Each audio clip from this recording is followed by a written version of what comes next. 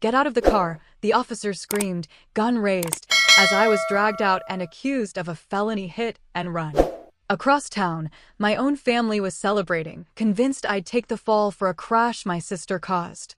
I didn't resist, I didn't argue, I just let the cuffs snap shut around my wrists.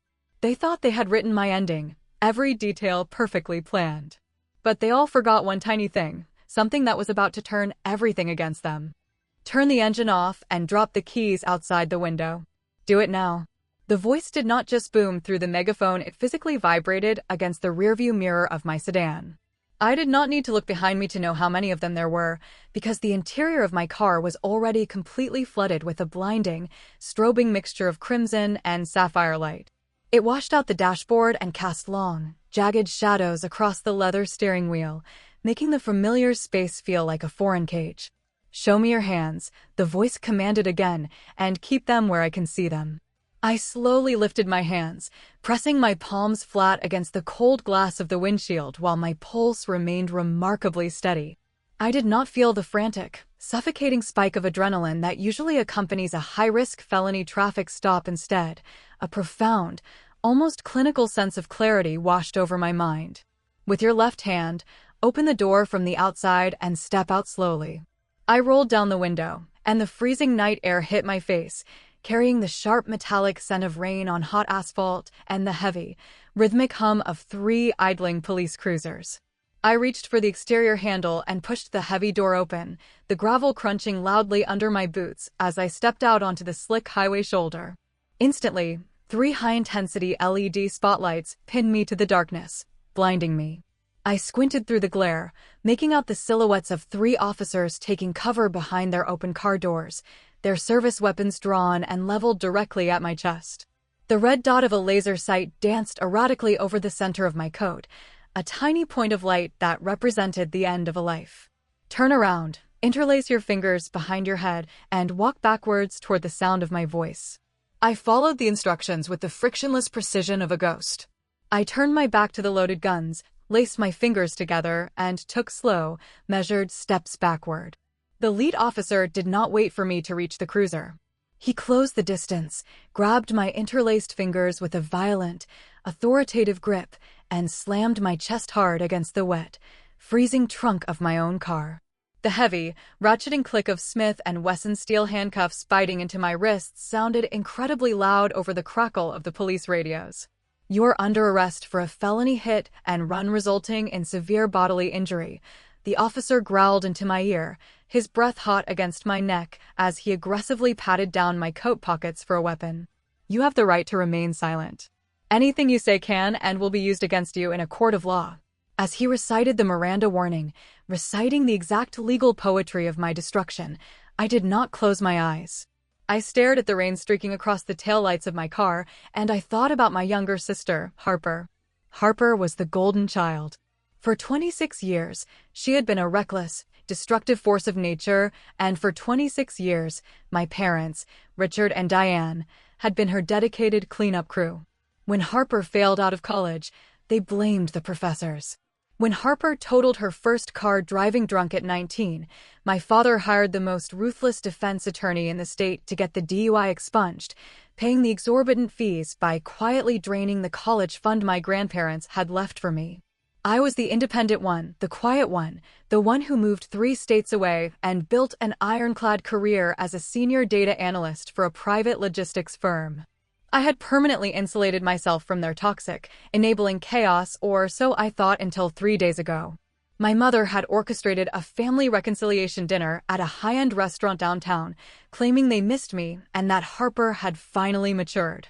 She said Harper was getting her life together before her upcoming wedding to the heir of a local real estate empire. I should have known better than to believe her. During the dinner, Harper had hugged me tightly, crying theatrical tears onto my shoulder, but she was not apologizing. She was pickpocketing my spare driver's license from the interior pocket of my trench coat. Tonight, at exactly 9:14 p.m., Harper had gotten behind the wheel of her fiancé's heavy SUV while completely intoxicated and T-boned a civilian minivan at a 4-way intersection. She did not stick around to check if the family inside the crushed metal was breathing. She fled on foot.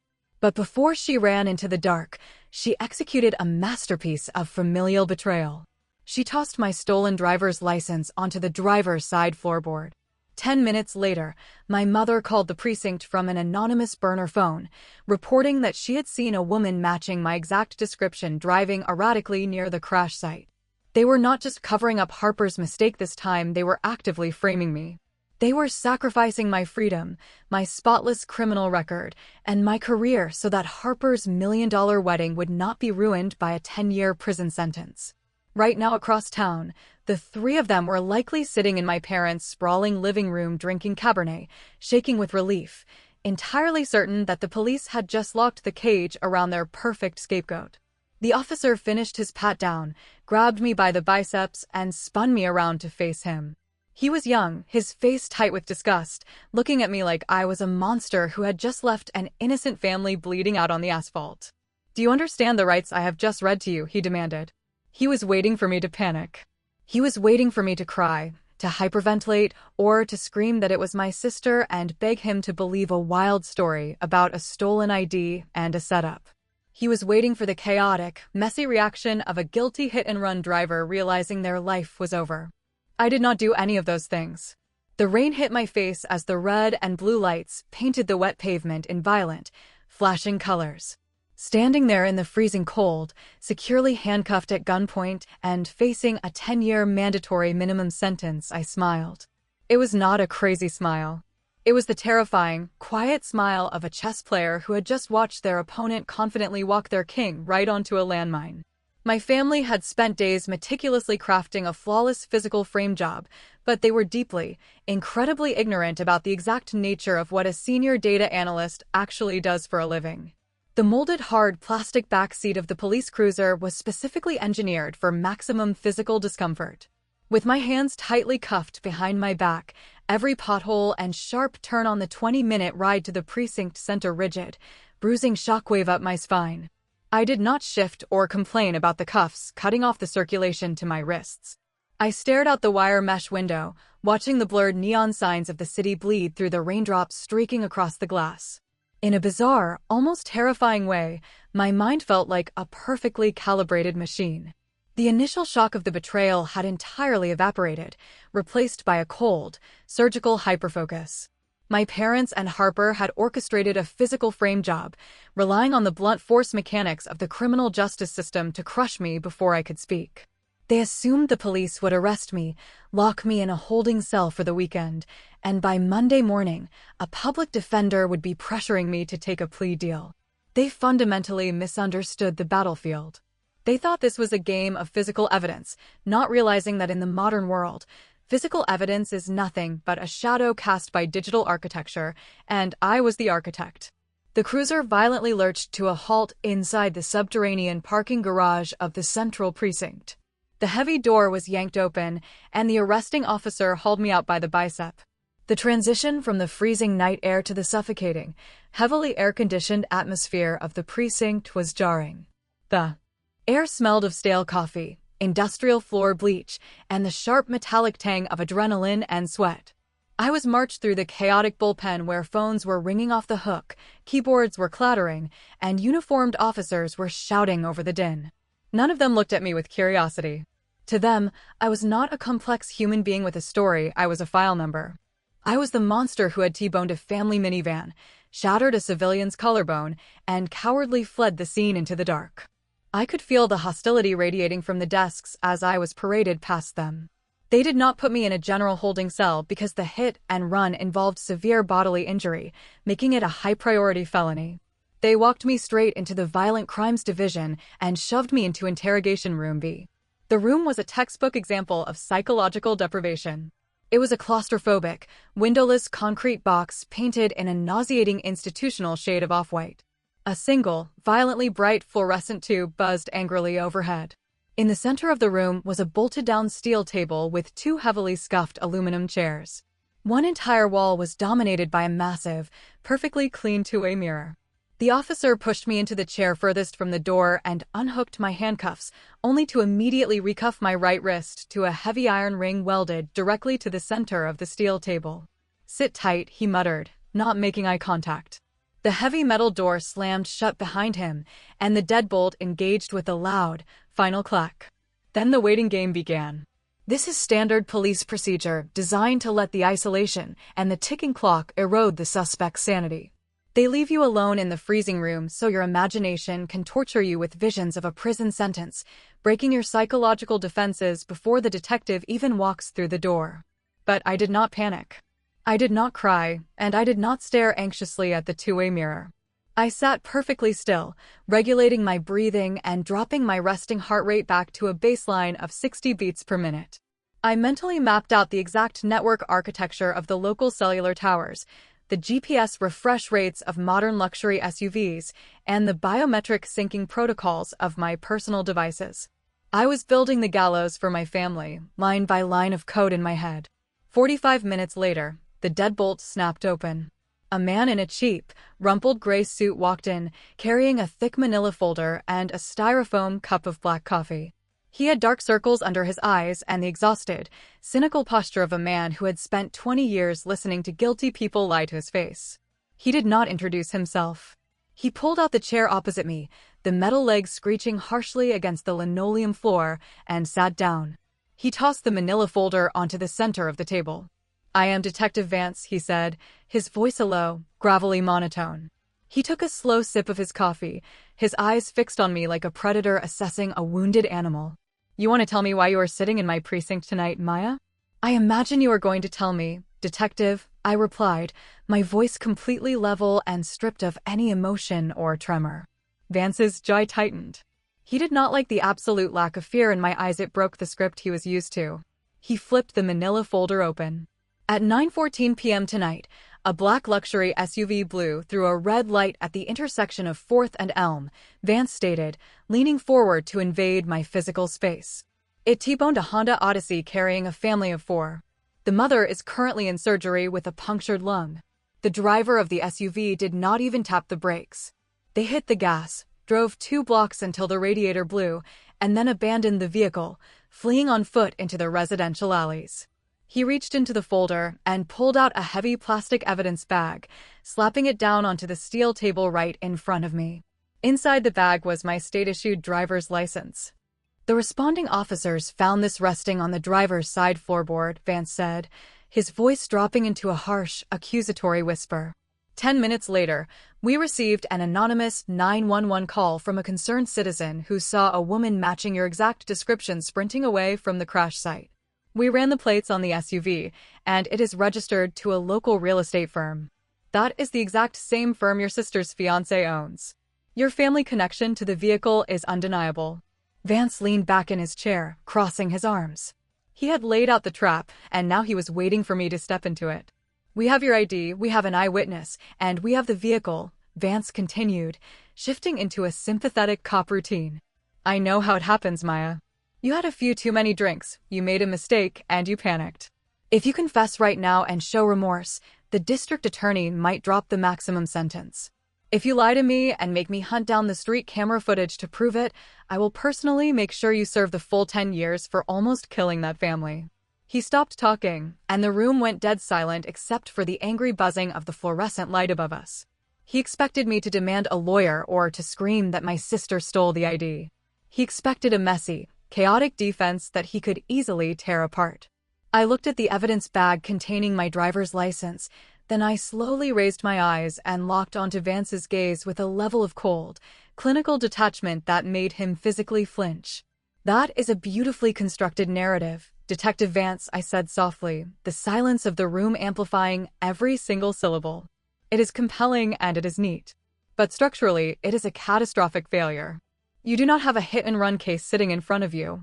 You have a massive, coordinated conspiracy to commit perjury, frame an innocent civilian, and obstruct a federal investigation." Vance scoffed, shaking his head.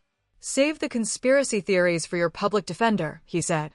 "I do not need a public defender." I cut him off, my voice dropping an octave and carrying the absolute, uncompromising weight of a senior data analyst about to dissect a flawed system. "I need you to open the cardboard box containing the personal effects your officers confiscated from my coat pockets when I was arrested, because inside that box is my encrypted smartphone. And the second you hand it to me, I am going to give you the exact GPS coordinates, the biometric heart rate data, and the real-time cellular triangulation of the 3 felons who actually orchestrated that crash. Detective Vance did not laugh. He did not slam his hands on the table. He just stared at me, the styrofoam coffee cup frozen halfway to his mouth. The heavy, cynical superiority that he had walked into the room with was suddenly suspended, entirely paralyzed by the absolute lack of fear in my posture. In his 20 years on the force, he had interrogated murderers, gang enforcers, and white-collar embezzlers. They all had to tell a twitch of the jaw, a slight tremor in the voice, or a desperate need to over-explain. I was not giving him a defense, I was giving him a hostile takeover.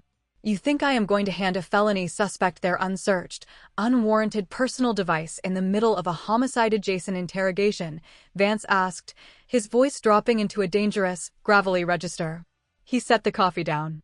I think you are a pragmatist, detective, I replied, as the fluorescent light buzzed angrily above us, casting sharp, clinical shadows across the steel table. You have a severely injured mother in the ICU, a destroyed civilian vehicle, and a district attorney who is going to want a watertight conviction by sunrise. You can either spend the next 6 months subpoenaing Apple, fighting my lawyers for cloud decryption keys, and praying your circumstantial eyewitness holds up in cross-examination, or you can unlock my right hand, hand me the plastic bin sitting in your evidence locker, and let me solve your case in the next 4 minutes. Vance looked at the two-way mirror. I knew exactly what he was doing. He was silently consulting the unseen commanding officer standing in the dark observation room on the other side of the glass. The silence stretched for 10 seconds, then 20. The tension in the claustrophobic concrete box was thick enough to suffocate on. Finally, Vance pushed his chair back, the metal legs shrieking violently against the linoleum. He did not say a word. He walked to the heavy iron door, knocked twice, and waited for the deadbolt to disengage. He stepped out, and 2 minutes later, he returned carrying a clear, hard plastic evidence bin. Inside the bin was my trench coat, my keys, my wallet, and my matte black enterprise-grade smartphone. He set the bin on the table, pulled a small silver key from his belt, and unlocked the heavy Smith & Wesson cuff, binding my right wrist to the table ring. I am watching your screen, Vance warned, pulling his chair so close that our knees almost touched. You do not open a messaging app, and you do not make a call. You do anything other than what you just promised, and you lose the phone while I book you for the maximum. I did not acknowledge the threat or massage my bruised wrist. I reached into the bin, picked up the cold, heavy device, and pressed my thumb against the biometric scanner. The screen flared to life, casting a sharp, bluish glow across the sterile white walls of the interrogation room. Your crash occurred at exactly 9:14 p.m., I stated, my voice slipping into the clinical, frictionless cadence I used when presenting quarterly risk assessments to corporate boards. I tapped an encrypted health monitoring application on my home screen. The human body reacts to a high-speed automotive collision with a massive, unavoidable surge of cortisol and adrenaline. Heart rate spiked to over 140 beats per minute, and blood pressure skyrockets. I turned the phone around, sliding it across the steel table so it sat directly under Vance's nose. Shown on the screen was a highly detailed, minute-by-minute line graph generated by my synced smartwatch, the exact same smartwatch that was currently strapped to my left wrist.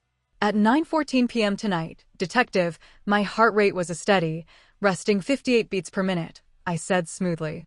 My respiratory rate was 12 breaths per minute, and my device's internal GPS was statically pinging my apartment's private Wi-Fi router exactly 12 miles away from the intersection of 4th and Elm. I was asleep on my couch. Vance stared at the graph, his cynical expression finally beginning to crack. Detective Vance didn't blink.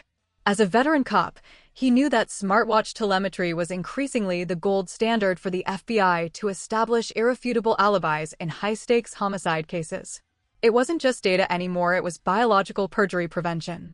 Unless you are suggesting, detective, that I managed to T-bone a minivan at 60 miles per hour while remaining in a medically induced coma, you are currently holding the wrong suspect, I added, my tone merciless. Vance swallowed hard, his eyes narrowing as he looked up from the glowing screen. That proves you weren't physically driving, he conceded, but it doesn't explain how your driver's license ended up on the floorboard of the suspect vehicle. No, it doesn't, I agreed, pulling the phone back toward me with surgical precision. But the vehicle itself is going to explain that. My fingers flew across the digital keyboard, bypassing standard applications to open a secured, two-factor authenticated enterprise gateway. You ran the plates on the SUV, I continued. You know it's registered to a local commercial real estate firm. What you don't know is that my private logistics company holds the exclusive multi-million-dollar contract to manage the telematics and geofencing for their entire corporate fleet.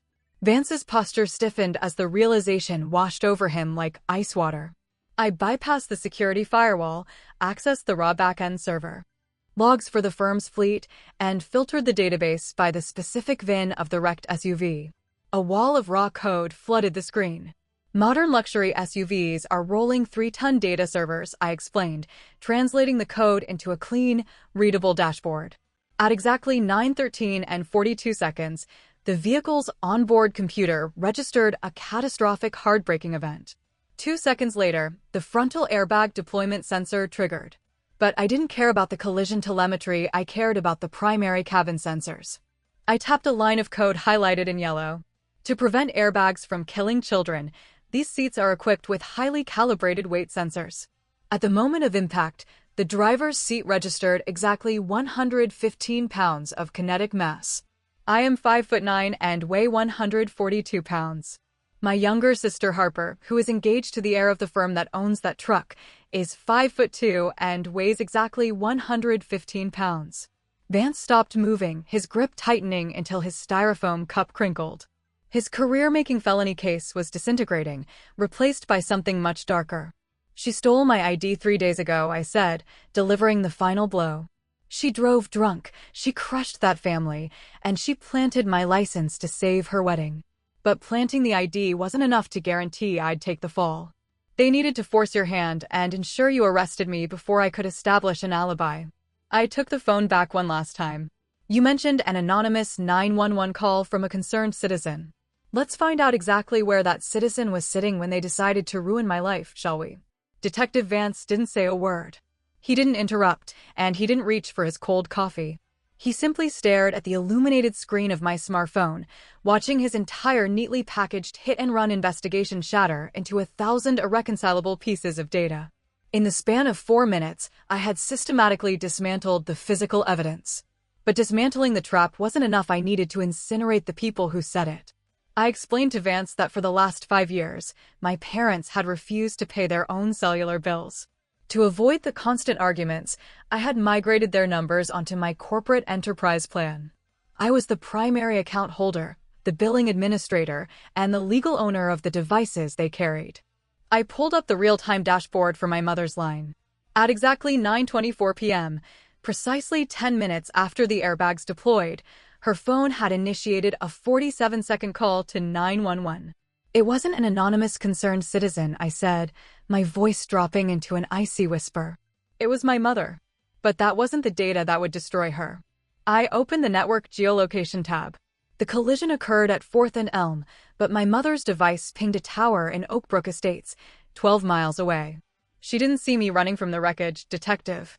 She was sitting in her living room drinking Cabernet while she committed felony obstruction of justice to frame her own daughter. Vance finally exhaled, the cynical superiority entirely scrubbed from his posture. He reached for his radio to call in an arrest, but I stopped him. I told him that if he kicked their door down now, they would hire expensive lawyers and claim they were hacked.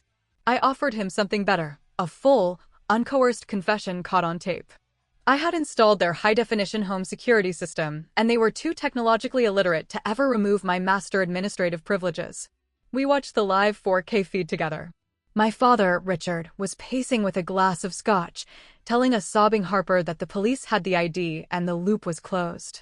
Harper cried that she had to use my license because a felony DUI would ruin her wedding to the Brooks family. Richard patted her shoulder, coldly stating that I was strong and could survive a few years in a minimum security facility to protect the family. Vance's jaw clenched. He called for a tactical breach team. We sat in silence for 14 minutes, watching them discuss my sacrifice as if I were collateral damage. Then, the red and blue lights began to strobe through their floor-to-ceiling windows. The front door didn't just open, it exploded inward. We watched live as Harper was slammed into the sofa and Richard was forced to his knees, his face drained of blood. 6 months later, the mother in the Honda Odyssey made a full recovery. Harper was sentenced to 8 years in a state penitentiary. The Brooks family canceled the wedding the morning after the arrest. Richard and Diane were convicted of federal obstruction and conspiracy. To pay their legal fees, they had to liquidate the estate and their retirement portfolios, ending up bankrupted in a rundown rental. When they tried to call me from a burner phone to beg for help, I didn't answer.